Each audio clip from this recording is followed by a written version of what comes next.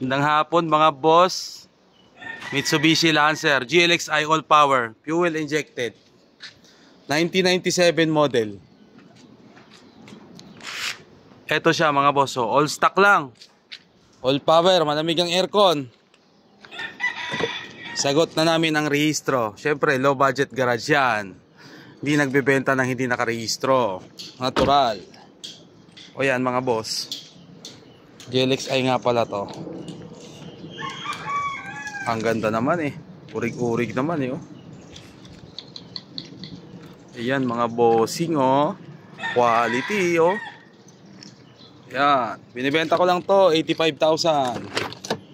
Ayan mga bossing, ganda ng loob, all power, fuel injected, 4G92 engine, Evo 3 inspired. Van namin, sold na yan. Yung Lancer namin isa doon, sold na rin. Ayan mga bossing, ha. Toyota Corolla, big body, available pa rin. Ito mga boss, for only 75,000 pesos. Nakarehistro, kompleto papel, malamig ang aircon. Gagamitin mo na lang. Ayan boss, ang loob, hard sealing. Ayan ang loob mga bossing, oh.